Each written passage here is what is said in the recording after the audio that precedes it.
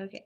Cheers, everyone. I am Lady Amy Mitchell with Houses of Windsor, and this is virtual tea time with Lady Amy now. And my special guest today is Louise Carruth. Did I say Carruth right? Yes. Yes. Okay. Louise Carruth. And it is the, oh my goodness, I totally meant to write this down. Is it the littlest tea company? Little Candle Tea Little Company. Candle Tea. Okay. I kept wanting to say the littlest tea. The little candle tea company. And Louise, thank you so much for being here. Oh, thank you for asking me, Amy. Yes. And so we were introduced by our friend Trevor Gibbs, and a wonderful Brit in my opinion. And it's always awesome meeting another tea lady. So I love learning also how we have our tea lady differences, right? so we'll talk about that. But Louise, what are you drinking and where are you calling from? I am calling from Las Vegas, Nevada. Super cool. And I am drinking Blood Orange. Ooh. Which is a great morning tea. It's a black tea from Ceylon and China. So Okay. it's a black tea blend with orange pieces, orange peel in it, and orange flavoring. Oh wow, that sounds delicious. I have that, delicious. But I've never drank it in the morning. That's a really good point. Yeah, it's like your orange juice. Well, it kind of is, and just to be fully transparent, I am a coffee drinker. Okay. And I love it. I've been drinking coffee since I was 5 years old. Oh my goodness. I know. I love it. It's so funny that, yeah. So yeah, please explain why you drink it at that age. Well, I really don't like milk. My parents, we weren't the kind of family that had, gallons of milk because people were drinking, glasses of it. Right. But my mom knew that I needed to have milk when I went to kindergarten. And I didn't like milk. And I don't really favor real cold drinks either, right, for some reason. So what was always handy in my family was the coffee pot, not chocolate milk, right, not Ovaltine, not Nestle's Quick back in the day. None of that. No, she just would reach over for the coffee pot, pour it in the milk until the water on the outside of the precipitation on the outside of the aluminum cup, because that was popular way back when. My parents have some of those. I forgot. Those were fun. Yeah, those are great fun. You can write your name in it. But so she would just pour the coffee in, and it was change the color, change the flavor, right? A little bit warm. And off I went to kindergarten. That is all that funny. Caffeine. And so I've been drinking loose leaf tea for about 14, 15 years now. Okay, and so you've added that to your... I have added that. So I drink coffee in the morning. I grind my beans fresh. Oh, wow. Use a coffee press. And then the rest of the day, I am drinking tea out of my mug. I was going to say, let's see your mug. You've got pictures. I have pictures of my grandson. Oh, that's awesome. Did I see the name Augie? Augie, yes. That's so cute. You realize that's one of the royal babies' names. Like I forget if it's oh shoot, what are their names? But it's the two girls, the ones that were known so well for their crazy fascinators at the wedding. Yeah, they had kids recently. Beatrice and Eugenie. One of them named their kid Augie recently. Yeah, August is a family name. Okay. From his dad's side of the family. So. Oh, very cool. Yeah. So I do have to ask one question. So what did your teachers know you were drinking coffee milk, or? I don't think so. Okay. But I'm sure that's why I got in trouble a lot for all the talking, not listening, and not taking a nap. In those days, kindergarten was a full day, so you took a nap. Oh my goodness. And you, of course you wouldn't take it. No. And that's why caffeine doesn't bother me. people go, oh, you drink caffeine? And I go, yeah, I'm good. That's hilarious. Yeah, my mom, as far as I know, did not start drinking at age 5, but she is one of the rare ones that I hear of that likes to drink coffee before bed. Like she'll have an evening cup of coffee after dinner. Yeah, I stick with my tea the rest of the day unless I go out. If I go out, I'm not inclined to drink restaurant. That's what I'm saying. Yeah, other people's tea. I do. I have standards. So I will drink coffee when I go out. Okay, that makes sense. I've never been a coffee drinker, so for me, I guess it was pop. I'm from Indiana, so soda, pop. But I guess I drank that.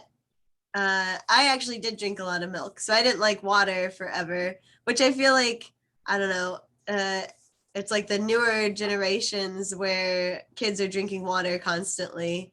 Like, you know, like I've got a toddler and yeah, they have like water bottles at school and stuff. I was like, we like maybe drank water out of the water fountain every once in a while, but we weren't drinking water regularly.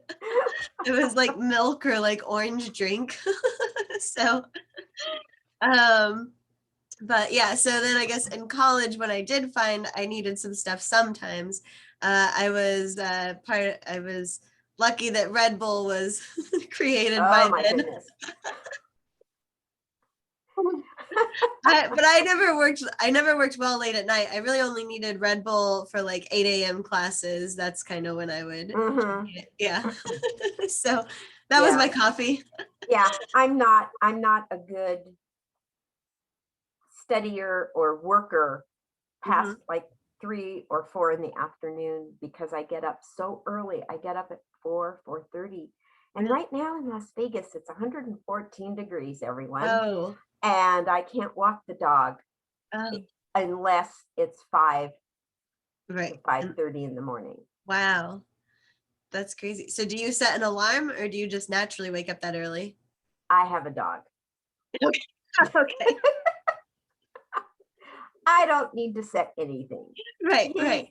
Unless it's super important, like tomorrow I have to take my friend to the airport, but I have to pick her up by 5:45. Oh, right. So I will set my alarm just in case he doesn't want to get up, or which very rarely happens. Right. So that's funny. Yeah.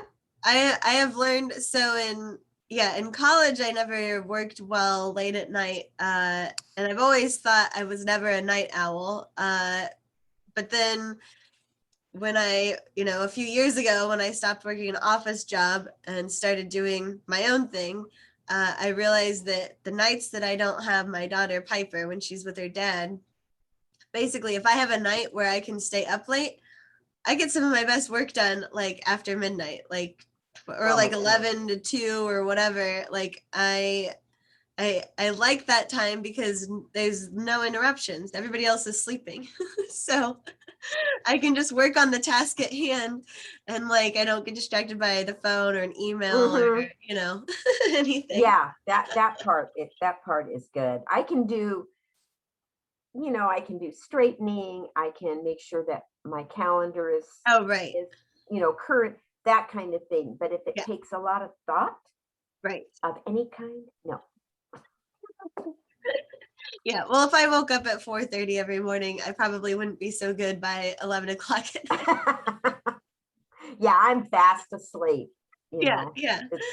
Oh my gosh, that's awesome. Well, so I was mentioning earlier how like all the tea ladies I meet, which I shouldn't say I've met all that many, but I've got a close tea lady friend in Virginia now, and one that I'll say we don't talk as much, but I have a fun acquaintance friendship with one in London.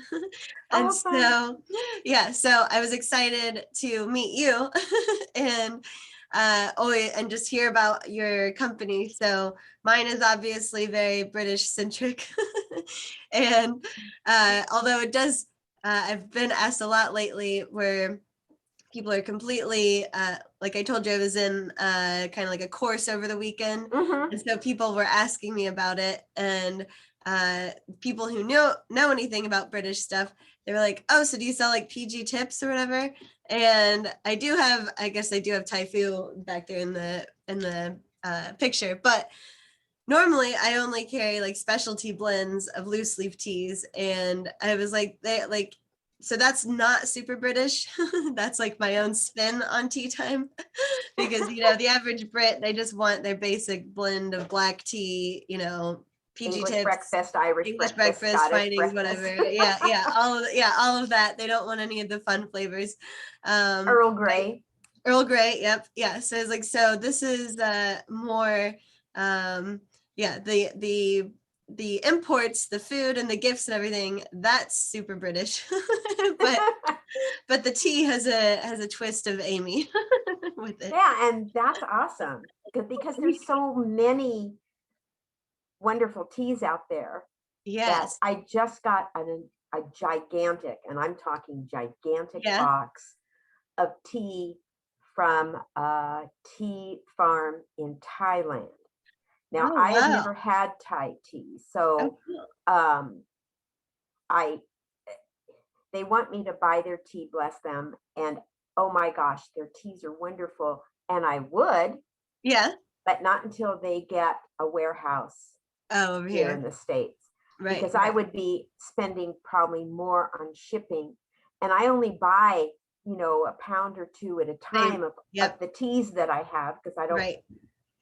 Right. Yeah, you're not. That's the yeah, and the majority of my business isn't really selling online. Right. It is the virtual tea tasting experiences that I do. Right. Which I want you to explain that too, because that's cool. But I wanted to point out, so you are much more, I'll say, knowledgeable on the teas as far as even like steeping it. I know you're awesome with like water temperatures and all of that. And just like how you're explaining the blood orange black tea that you're drinking, like, that it's Ceylon and China. And so anyway, so I just wanted to say that I acknowledge that, and I think that's awesome because I've not mastered all of that yet. I'm like, it tastes great. Just drink it. Well, and that's my whole mission. There are some people who won't talk to me because I drink tea out of a ceramic mug. Yep.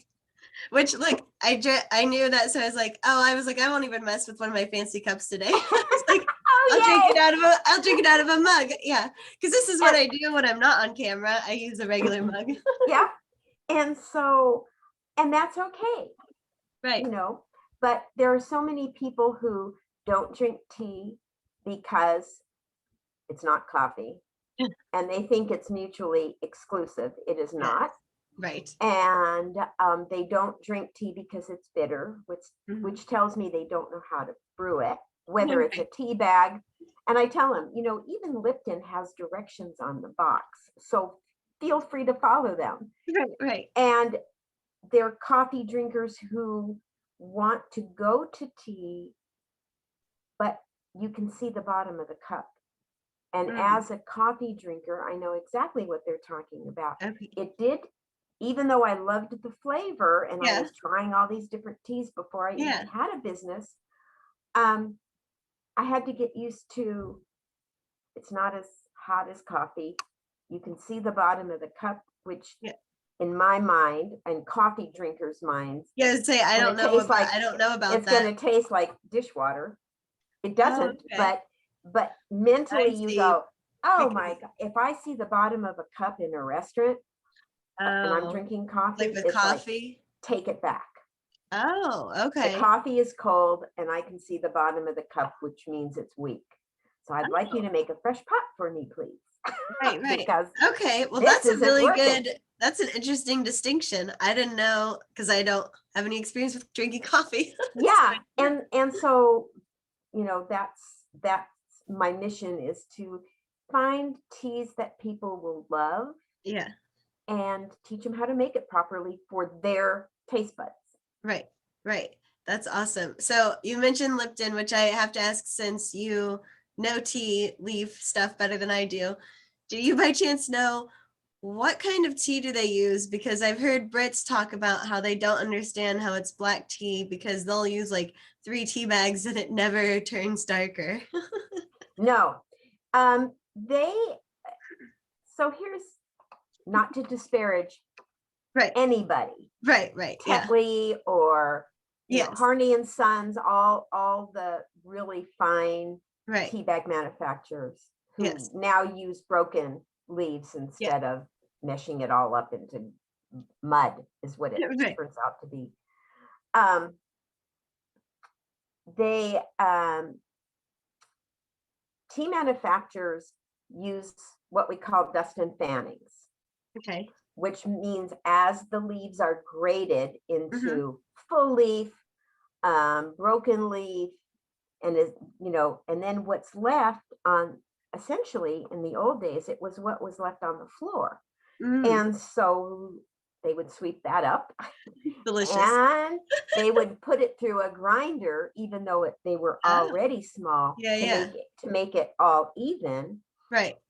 And sometimes there are farms out there Mhm. in tea land that just manufacture tea leaves for tea bags. And when you pick leaves, you pick 2 leaves in a bud, Mhm.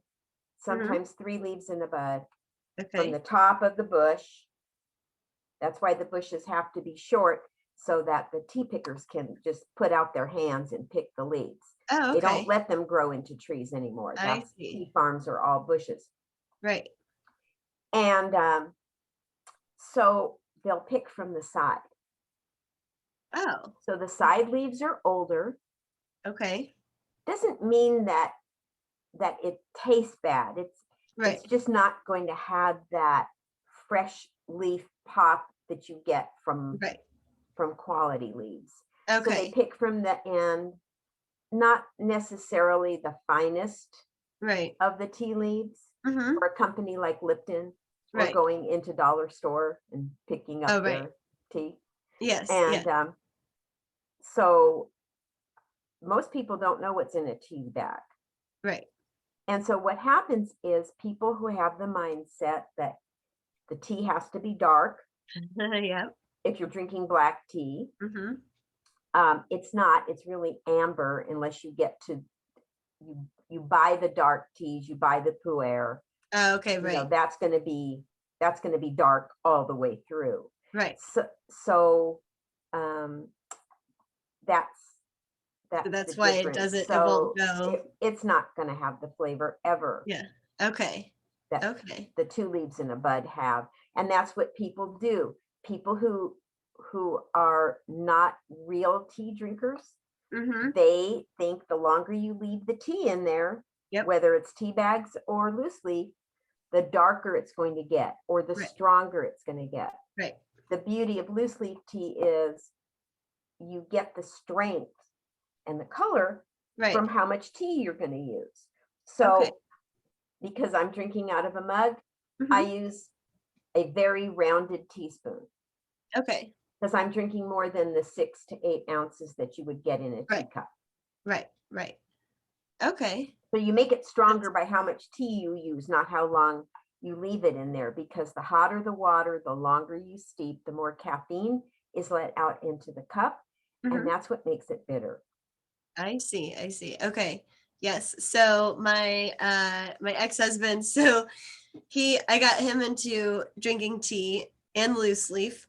But what was hilarious is that his whole thing is he wants it like basically steep the crap out of it. Like he wants it bitter. So he And would there, purposely, yeah. yeah, so he would purposely, I never drank his pots of tea. But he would, yeah, because he was never a coffee drinker either. And when it came time to like, write a dissertation and all of that, and working up late at night, he would fix a whole pot for himself and he would keep it. He'd never take it out. He would just leave the bag in there Forever. And there are people who do that, and it's Yeah. fine with them. I have a very good friend, the same one I'm taking to the airport Uh-huh. tomorrow. I have a really wonderful friend who drinks tea, tea bags, and she's very supportive of my business. She buys tea for her friends. She will never buy tea for herself. She loves her tea bag, and that's great. I mean, my whole thing is just drink tea. Right, You know, right. it's Yeah, got just health benefits, and if it tastes good to you, then that's the perfect cup of tea. right, right. And I love that way of thinking. The shoot. Because it's nice. It's not, yeah, it's like you're not the hoity-toity about, like, that we don't look down on everyone. I try to tell people, like, look, if it's a tea bag, like, I'm fine with like Olive Twining's tea bags. Like, I feel like those always taste good. So I might disparage Lipton a little bit, but I'll even drink it if I have nothing else. I'm like on vacation, in a hotel or whatever. Which then people always make fun of me. They're like, why didn't you bring your own? I was like, because I forget every time. Yeah, and the one thing about traveling with tea, if you don't want tea bags, is using tea filters. Yes. So you can make your own tea bag, and then you throw it away, because I didn't do that the first time I traveled with my loose leaf tea. Yep. And I Bring took like my your mesh tea ball, your mesh ball, yeah. and I had a little pot that, would heat up the tea or heat up the water. And I'm like, what the heck am I going to do with these tea leaves? I can't put it down the sink. Right. And you try really hard with the mesh ball to get it out of the netting, and then still, but I there's went, still stuff. never again. So I just take my tea filters with me and make my tea and throw them out.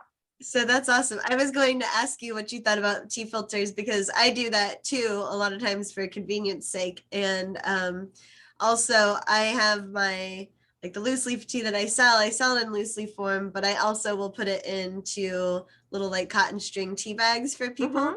And I tell them, I'm like, it's the exact same tea as the loose leaf. I go, and I know to leave room in it for it to expand. Like, yeah.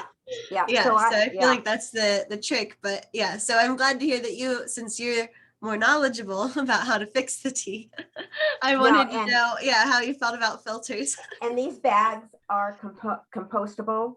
Oh You yeah, put them in and you can use the tea leaves. If you're into gardening, I've heard this. Yeah. put the tea leaves in your garden. My grandmother she wasn't a tea drinker, Right. But she would come downstairs. We had a fourplex my parents owned, and she would come downstairs, and my mother would put the eggshells and the coffee grounds, because nobody had garbage disposals. Right. In a little container in the sink. Right.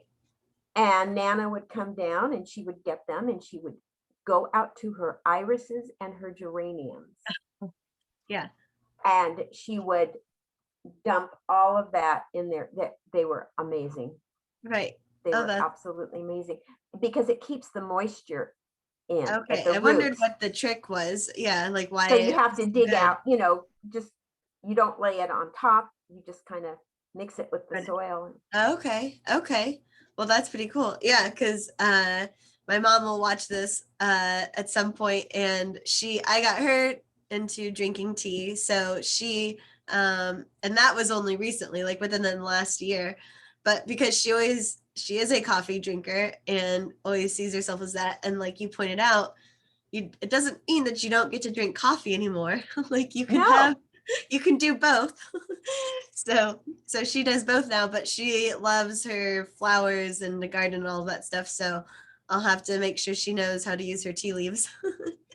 If she wants to. It works great. Yeah, that's awesome. So so you're talking about the tea tastings that you do. So I know pre-COVID that was in person, but it works out pretty well, right? To do it virtually now, right? Oh, yes. Yes. I don't know, although I have been called back for a couple of my tea talks in assisted living residences. Oh, okay. And memory care residences. So things are opening up here in Vegas. And so I got a call to come back to them because I love my seniors. They're so much fun.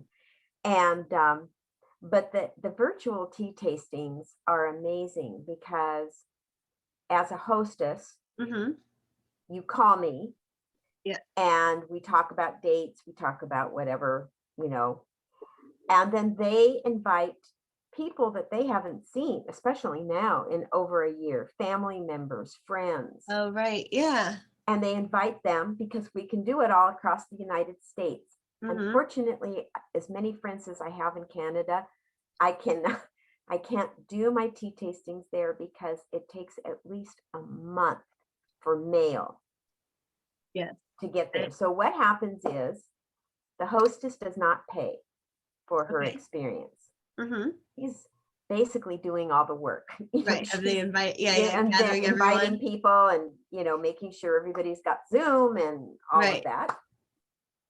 And then 2 weeks before our date, I send out a tea kit to every person who purchased the experience on my website. So you go to my website, you look up virtual tea tasting experience, and it is experience. It's an experience. It's interactive. Right. I am not going to, and this is what you do, and this is how you do it. And no, because I have a week of the mail to get. Mail system. I won't even get into that. Yeah, right. And then you have a week to make a cup, at least one cup of each of the 4 teas that we're going to talk about. Okay. So you get an evaluation sheet, you get a vocabulary sheet, and people will go, these are the same words we used when I did a wine tasting. Yes. Yep. We do the same vocabulary. We talk about notes. We talk about aromas. We talk about color. We talk about terroir is what the grape industry uses. Oh, okay. Because it's the minerals in the soil, the climate, and the altitude that make the teas taste different. Right. In different parts of the world. Right. So they have a little history on how each of the different types of teas are manufactured. And then when we get together, I want to know your experience. Did you like it? Did you not? If you didn't, was it bitter? Right. Did you follow the directions? Right. And I want people to know they don't need, I've had ladies come up to me and go, oh, I don't drink tea because, I don't have one of those fancy teapots. Yeah. That cost $100. Yep. I don't have one of those teapots that cost $100 either. I don't either. Yeah. I have a little, I've got like teacupper that I love. And if I have guests, then when I was in Canada, I bought an antique Russian teapot with a couple of matching cups. Yeah, yeah. And at a antique store. Yeah. And because when we went to Canada, I thought, oh, I'm gonna get a souvenir pot. I'm so excited. I walked into the tea shop in the town of Niagara. Everything in there was Metropolitan Tea Company, which is one of my suppliers. Oh. And I went, why would I spend all this money on something I can get wholesale? This doesn't make much sense to me. But at the back of the store, you went out the back and there was an antique store. And that's where I bought my souvenir from Canada. That's awesome. But I've had people tell me that. And it's not fancy, as you can tell. And you don't need, you got a strainer, you got a saucepan, you can make tea. Right. And that's what I get across to people, and they're amazed. But that's also why I wrote this. Yes, I was going to have you. Show it. It's a coffee drinker's guide to tea. Which is so cute. It is not, they're not mutually exclusive. And it has vocabulary, it has bibliography, it has journal pages. Yes. Because I love my customers, but bless them, it's like, you know that tea I bought last year? No, I don't. Well, don't you keep track? No. Was it a fruit infusion? Was Right. it, was it a tea? Was it a black tea, green tea, Right. fruit tea? Was it an herbal tea? Right. Yeah. Oh, I don't know, but I really loved it. What did you do with the tea pouch? Because my teas come in pouches. Right. So What did you do with it? Well, I had it in the drawer for a long time, and I don't know. I think I just threw it out when I cleaned out the drawer. I knew it. Yep. Can't help you. Right. So I thought, you know what they need? They just need a journal. They don't need a cupping journal, which there are some very involved cupping journals out there. Yeah. Well, if I made it with this temperature and brewed it that long, how does it take, Yeah, no, stuff the average person doesn't want to do or care. No, I don't do it. I don't even. Yeah, I was like, I wouldn't care. Yeah, to try it a bunch of different ways either. Yeah, I make it like I like it. I found that if I steep my black tea for 4 minutes instead of 5, I enjoy it more. It's not quite so astringent in my mouth, and I don't like that astringent feeling. I don't either. Yeah, but I have customers who absolutely love it. Yep. Yeah, like so like my ex purposely makes it that way. Yeah, exactly. So, during the tea tasting, it lasts.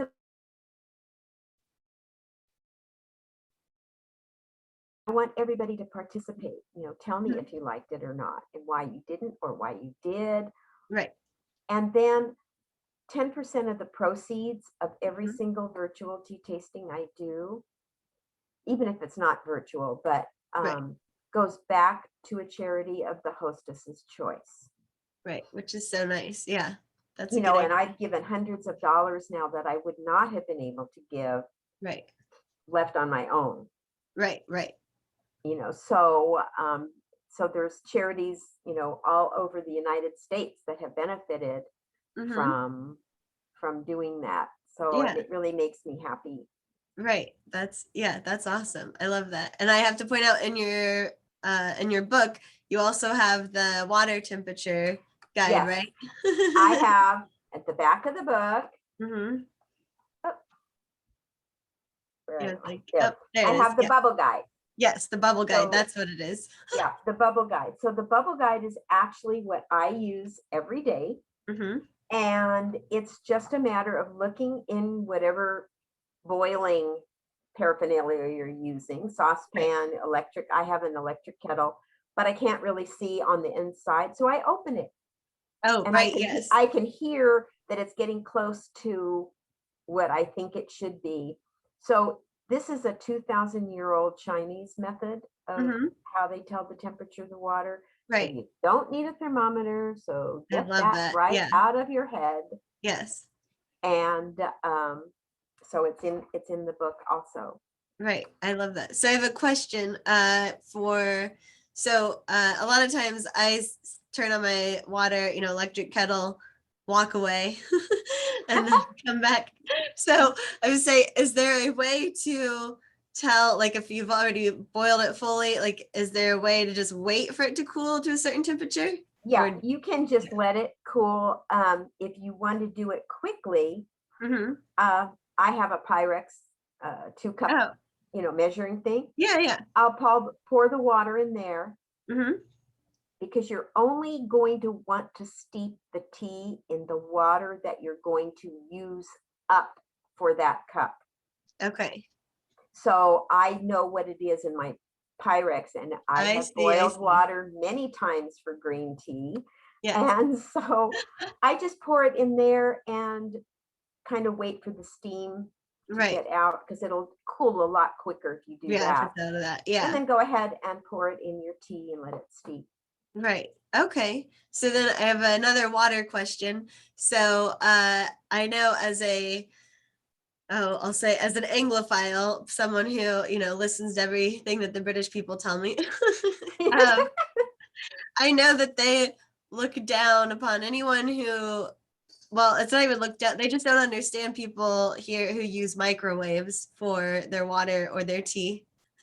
Like, I literally was at one of my friends' houses a couple of years ago in England, and they had made this whole breakfast and everything, and the husband fixed me, some tea, and we were all too busy talking that I never even took a first sip of it. So I was like, oh shoot, like I was just gonna go walk over and pop it in the microwave to heat it back up. And he goes, yeah, I was like, because I didn't want to trouble you. And he was like, what are you doing? I go, oh, I'm sorry. I was like, I let it get like completely cold. He goes, no, he goes, dump it out. I'll make you a fresh one. So he wouldn't let me do it. Like that, yes, there is. In fact, on LinkedIn, I don't know, it was a couple of months ago, there was an argument about microwave. So what happens with microwave water? First of all, if it's already been brewed, it's not going to change the taste. Right. If it's something that you brewed and you want to heat up, you just reheat it. You can just reheat it. Okay, great. Okay, so what the microwave does is it changes the molecular structure of the water. Okay. And supposedly, I have no proof, but supposedly all the oxygen gets released. It's the oxygen that makes the leaves, helps the leaves open. There's a lot there that goes on, supposedly. Okay. Here's my take. If it stops you from making tea that you love, right, because you work in an office, let's say, or you're on vacation, yes, you put it in the microwave. Right. If the biggest argument about the microwave is you really don't have, it goes from cold to boiling. There's not that, oh, I'm gonna. You can't really watch it. Yeah. You can't really watch it. You can't be so delicate with the bubbles because there's no bubbles, and then there are lots of bubbles. Yeah. And then the bottom of whatever vessel you're using to heat the water, it's going to be cooler on the bottom than it is on the top. So they tell you to, stir it. Okay. Even out the temperature. That makes sense. Yeah. But I didn't think about that. Yeah. But if you're in an office and you're not going to make tea because you're not supposed to put the water in the microwave. Right. Absolutely not. You go ahead and you do what you need to do so you can sit down and enjoy your tea. Right. And that's why not everybody takes virtual tea tastings from me because, because they think, they have all these rules. Yes, right. That they're so strict about. And I read a lot of tea blogs. And when they start talking, well, I got this beautiful white tea and it came from Ceylon and it's gorgeous. And I found that if I did it at 120 degrees instead of 170, I liked it, but I'm going, okay. Yeah. If you enjoy doing that, if you cup your tea before you buy it, get a sample and cup it. Yes. Try these different temperatures. That's awesome. Right. But you're probably not my customer. Yeah. Right. Yeah. Yeah. I was gonna say doing all that is not my cup of tea. I don't want to do that. Exactly.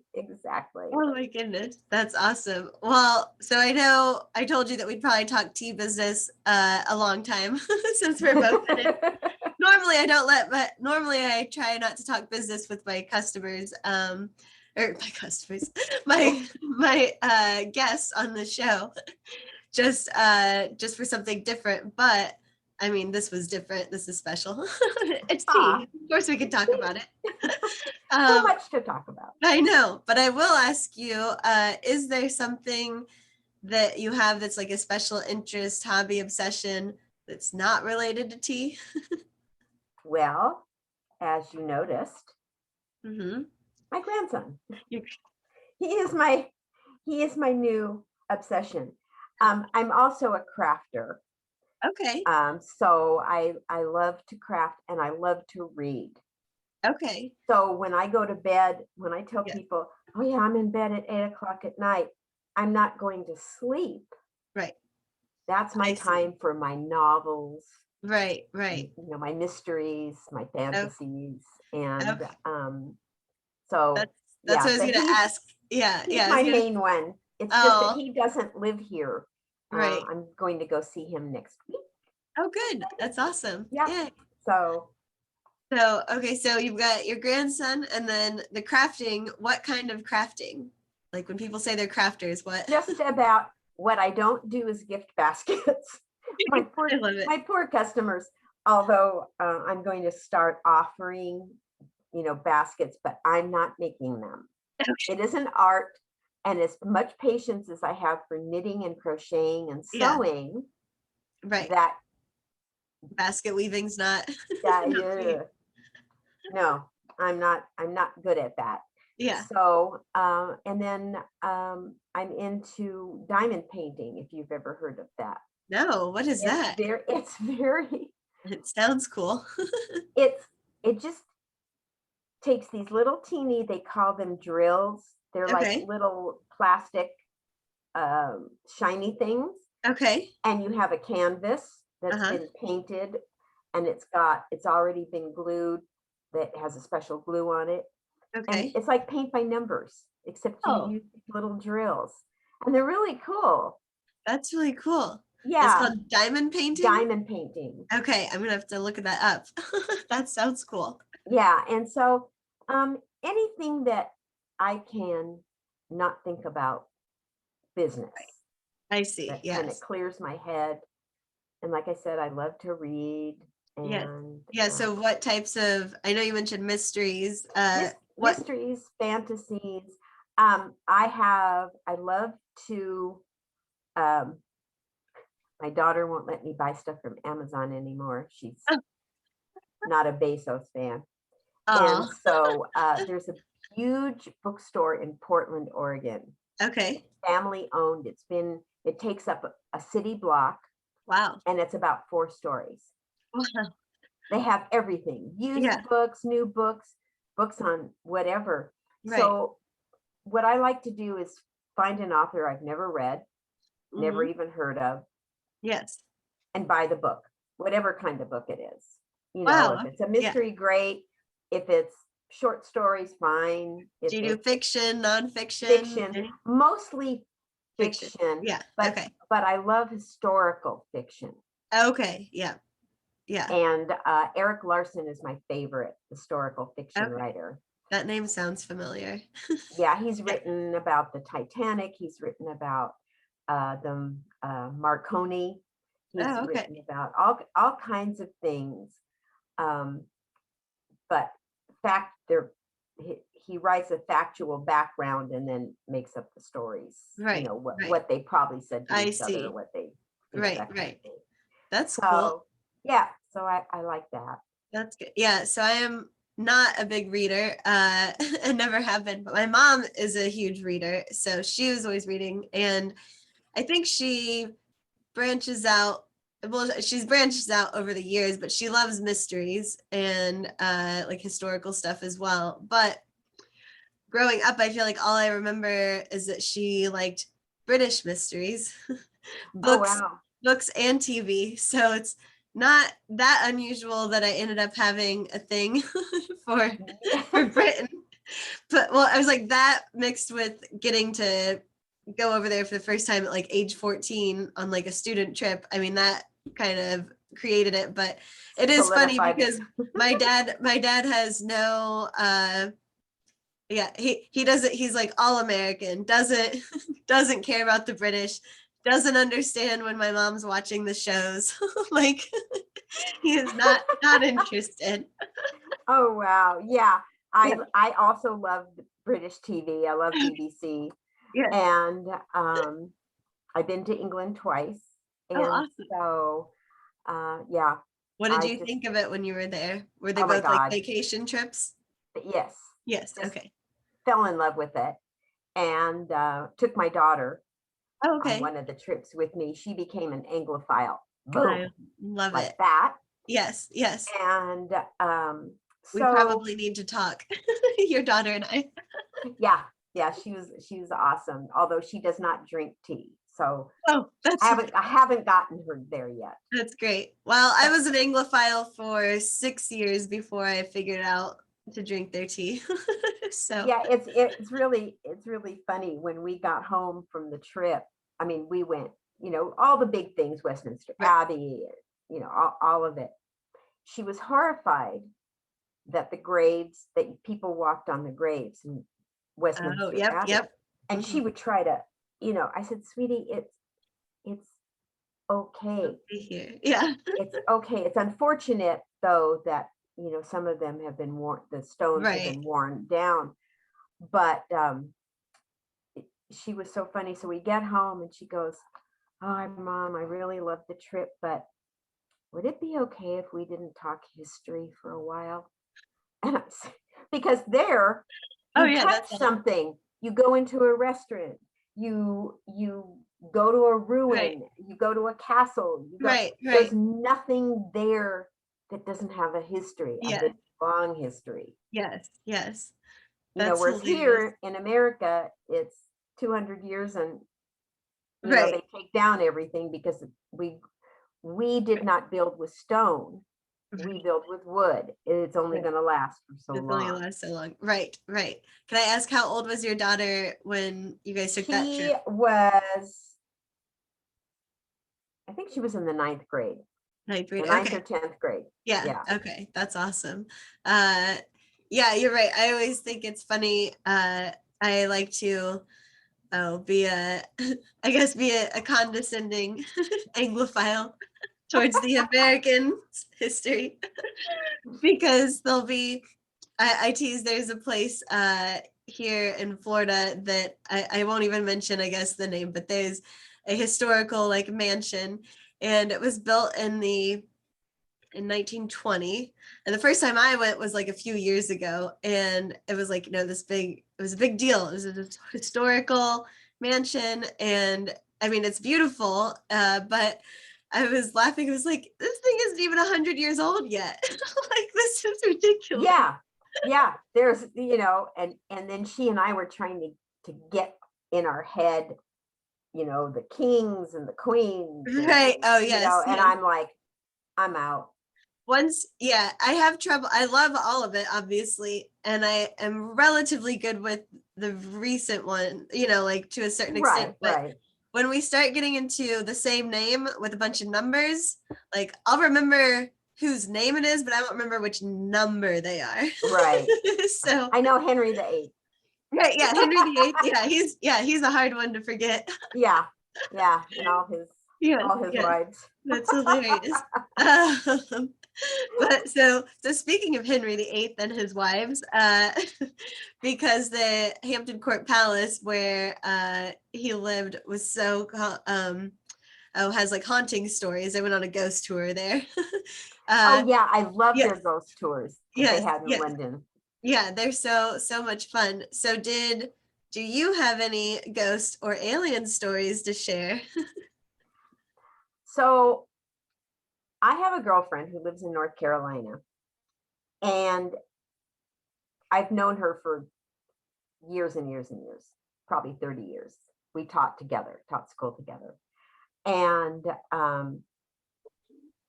we would travel together, Mm-hmm. and sharing a bed with her is non-existent because she gets up in the middle of the night and she Uh-huh. talks to visitors that come into the room. She- She talks to her guides. She talks to people who shouldn't be in the room. Oh my gosh. So I kind of learned that if you're open to that kind of thing, Yeah. you sort of are a little more aware where you live and Right. your rooms and that kind of thing. Right. So this house was new 15 years ago. So nobody else has lived here. Right. Okay. And when I moved from Southern California, there was somebody who used to call my name all the time in the middle of the night. Really? Yeah. I never figured out who it was. Oh my gosh. Did it freak you out at all? Or is just like, who is this? No, after being with Linda, nothing freaks me out at all. I just know. Right, right. And so it would wake me up in the middle of the night and I just go, oh, just leave me alone. I'd go back to sleep. Right. I mean, nothing was going to happen. Right, right. But here lately, past, I don't know, maybe 3 or 4 months, my dog will be down in the living room. Mm-hmm.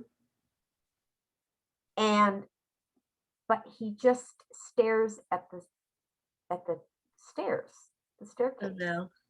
And then all of a sudden he'll take off upstairs for no apparent reason. Right.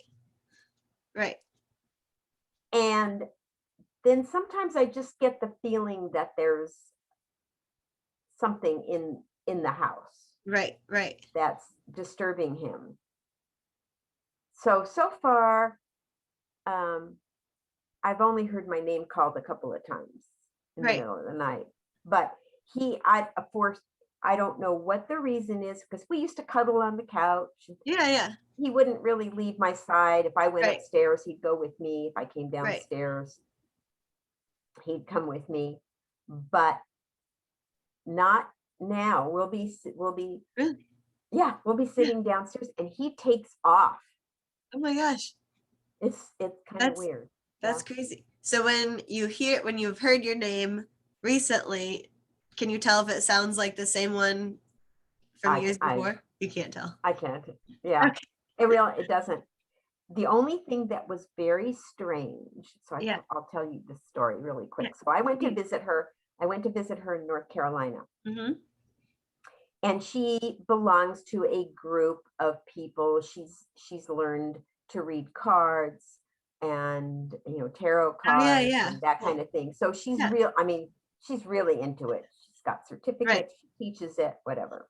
Okay. So she said, I hope you don't mind, but tonight they're having not a seance. They called it something different. But we're having this get together with everybody, and this is what's going to happen. And she said they're gonna, you'll call for your guides, because I don't have guides or anything like that. Right. And she said, just imagine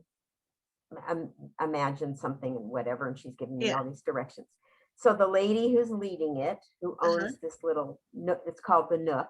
Okay. Who owns this little store with crystals and whatever, pendulums, that kind of thing. All that stuff. Yeah. Yeah. I have a pendulum. Oh, I love it. That's awesome. And so I'm thinking that this has nothing to do with me, because these are people who are into this kind of thing. Right. And I'll sit here and watch and listen. So she goes through the whole thing, how we have to have this, what do we see? What are we imagining right now? Blah, blah, blah. And so I'm going through that kind of, and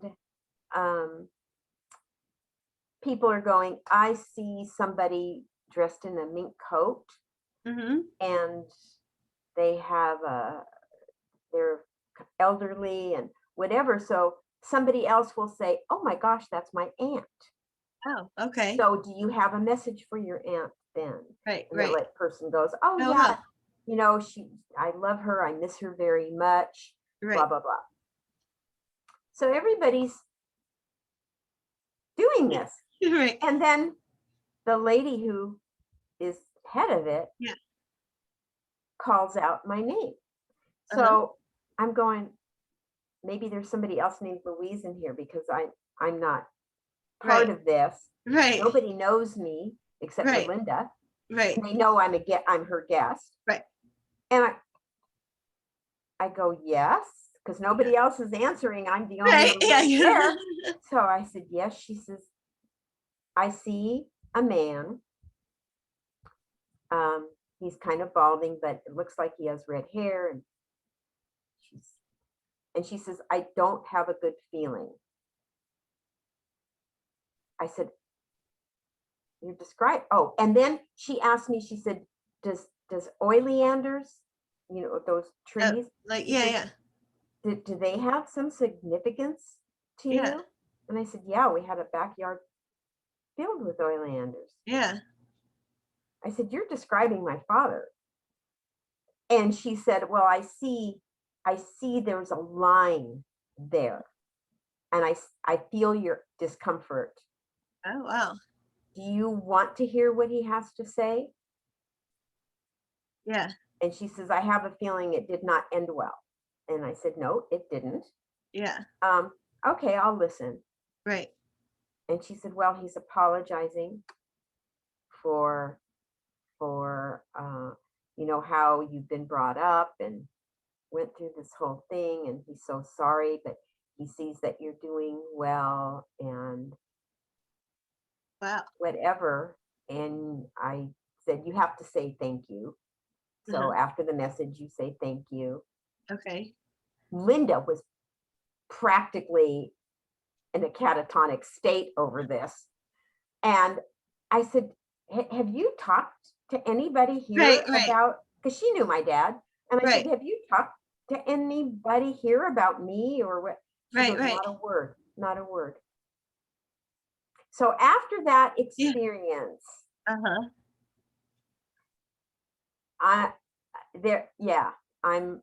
open to things like that happening. But I couldn't believe it.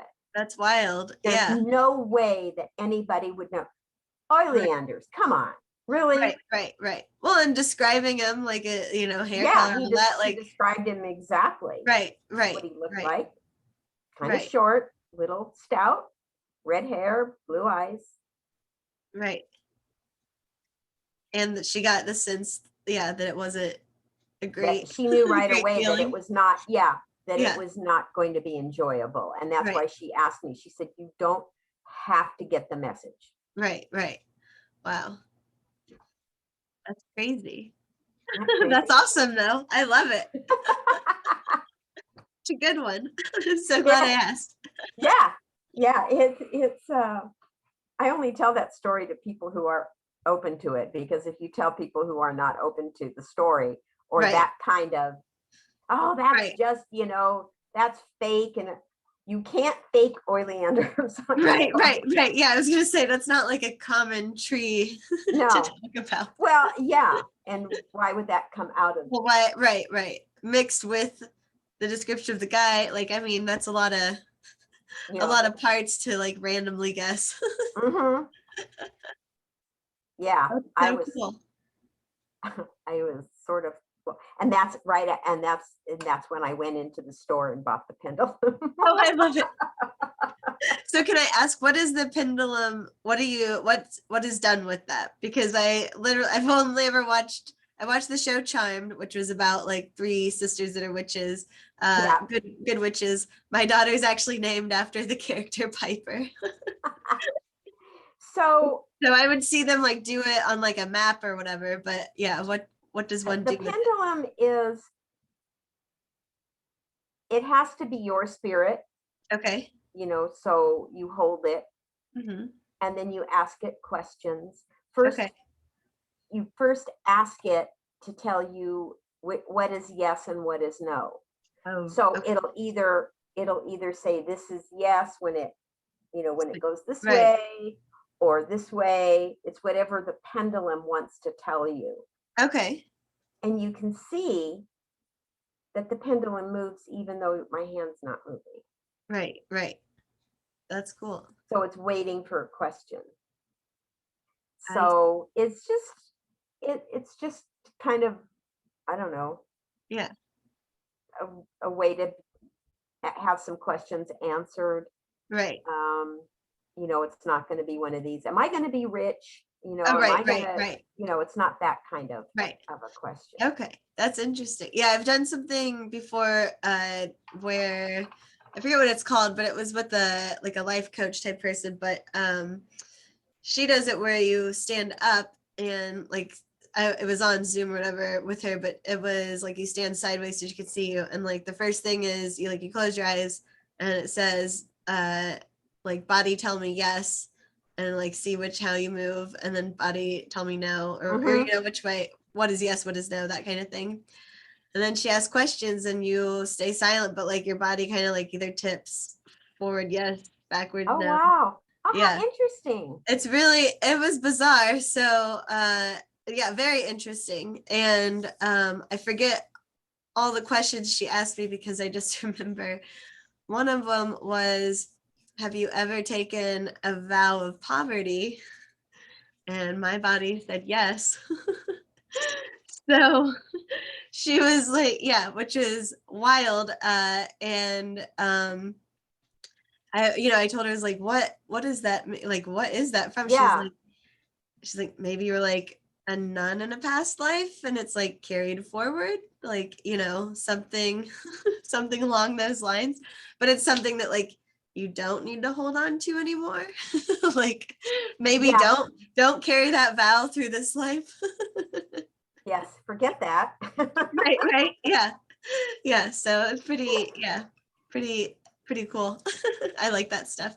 Oh, wow. Yeah. It's like I said, until I met Linda and traveled with her, you know, she she can, I mean, waking up in the middle of the night was, you get used to it, but three of us went on a trip across country, a road trip, Mm-hmm. and we tried for 2 king size beds, Yes. in each place we stayed. Uh-huh. And Linda got one, and Marla and I shared the other because we don't want to sleep with her because Yes. she's going to get up and she's going to talk. If any spirit entered that room that wasn't supposed to be there, that was a no. Oh my God. That's so funny. That's so interesting. Well, at least you were still brave enough to share a room with her. You Yes. didn't get a completely separate room. Yeah. No, we were fine. I love it.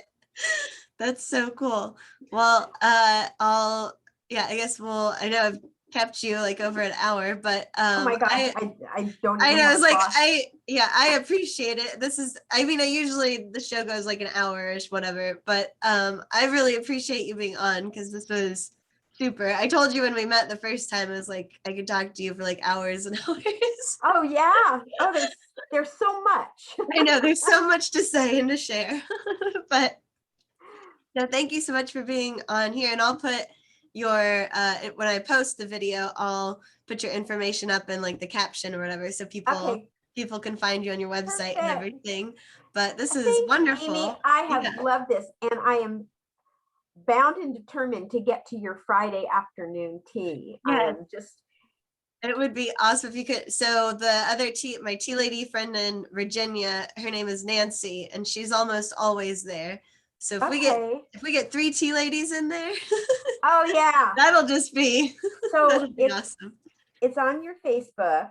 Yeah, so it's Fridays at 3 p.m. Eastern, my time. So that would be, what is that in Las Vegas? That's 12 p.m. Oh, okay. It's like I don't know what your time is. So 12 p.m. Pacific. Yeah. And the link, the Zoom link is in the Facebook group page.